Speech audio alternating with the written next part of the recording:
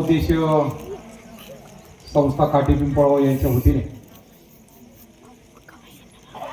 7वा वर्धापन दिनाच्या निमित्ताने आज भारुडाचा कार्यक्रम होतोय। प्रामुख्याने या ठिकाणी ज्यांची उपस्थिती या संस्थेचे संस्थापक अध्यक्ष सन्माननीय दादाभाऊ महाराज भोसरे पाटील,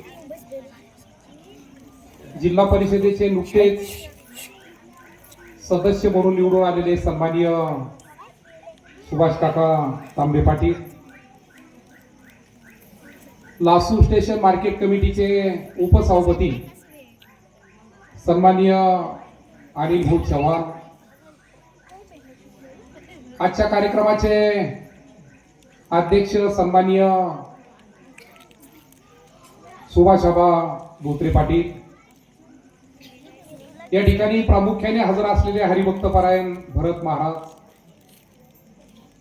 जिल्हा परिषद सामान्य प्रशासन विभागाचे निकम साहेब पवार साहेब,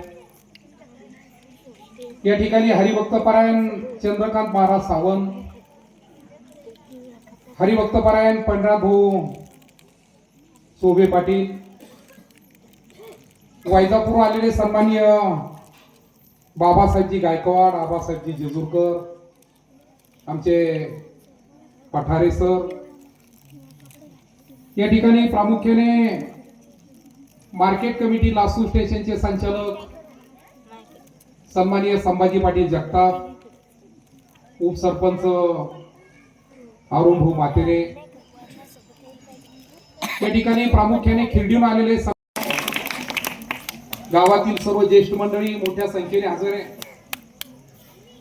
माईक यासाठी हातात घेतला कारण अजून 2 लग्न आहे, एक लासूर स्टेशनला लग्न आहे, एक वैजापूरला लग्न आहे, आणि आमचं तर दररोज भारूड तुम्ही दररोजच ऐकताय, पण खऱ्या अर्थाने भारूड तुम्हाला ऐकायचं आहे। आणि म्हणून संस्थेचा 7 वर्षाचा लेखाजोखा या ठिकाणी प्रामुख्याने सचिवनी मांडला। तर या 7 वर्षामध्ये आमची जी बहुउद्देशीय संस्था आहे, ही बहुउद्देशीय संस्था लोककला प्रत्येक गावामध्ये पोच करण्याचं कशा पद्धतीने त्या ठिकाणी काम करत आहे। कधी भारुडाचे कार्यक्रम असू द्या, कधी भजनाचे कार्यक्रम असू द्या, मी या ठिकाणी सांगेल का प्रत्येक ग्रामीण भागामध्ये जसं व्यसन मुक्तीचं प्रचार प्रसार आपण त्या ठिकाणी जिल्हा परिषद असेल, स्टेट गव्हर्नमेंट असेल, सेंट्रल गव्हर्नमेंट असेल, जसा आपण प्रचार त्या ठिकाणी करतो, तसं या लोककलेमधून खऱ्या अर्थाने आपण ही जागृती त्या ठिकाणी प्रत्येकाच्या मनामध्ये भिजवण्याचं काम त्या ठिकाणी प्रामुख्याने करता। मी आपल्या संस्थेला मनापासून त्या ठिकाणी धन्यवाद देईन। मी एकदा मला पत्रकारांनी विचारलं, मला वाटतं 2-2.5 महिने सुभाष काका त्या गोष्टीला झाले असेल देवदासांना, तर मला एका पत्रकाराने विचारलं, मला म्हणे बोलणारे सर, हरिभक्त परायण निवृत्ती महाराज इंदोरीकरांच्या बाबतीमध्ये तुम्ही काही शब्द बोलू शकता का? त्यांच्या मुलीचा साखरपुड्याचा कार्यक्रम झाला आणि पत्रकाराला असं वाटलं की रमेश बोरणारे काहीतरी विरोधात त्या ठिकाणी बोलेल, परंतु त्या ठिकाणी मी माझं पहिलं वाक्य त्या ठिकाणी वापरलं का इंदोरीकर महाराजांचं घेण्यासारखं जर असेल तर समाज प्रबोधन म्हणून त्या ठिकाणी आपण घेतलं पाहिजे। आज आपण भारुडाचा कार्यक्रम सुद्धा त्याच्यासाठी करतोय का समाजाचं काहीतरी प्रबोधन त्या ठिकाणी झालं पाहिजे। तसं इंदोरीकर महाराजांच्या बाबतीमध्ये सुद्धा जवळजवळ 90% समाज प्रबोधनाचं काम त्या ठिकाणी त्यांच्या श्रीमुखातून अमृतवाणीमधून त्या ठिकाणी घेतलं जातं।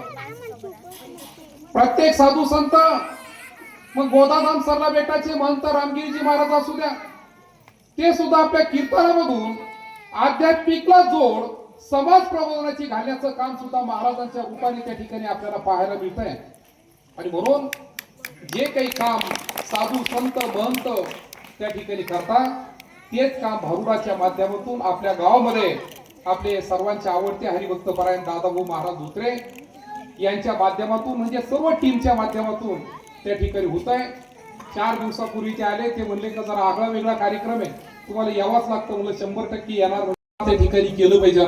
मी म्हणणार नाही संजय गांधी श्रावण बाळ इतकं करा, परंतु खऱ्या अर्थाने भरत महाराज आपण जर ही फिगर जर वाढवली, कारण आम्ही पाहतोय दर गावामध्ये माझ्याकडून अक्षरशः प्रमाणपत्र एक एक गावात 20-20, 25-25 त्या ठिकाणी मी देतो.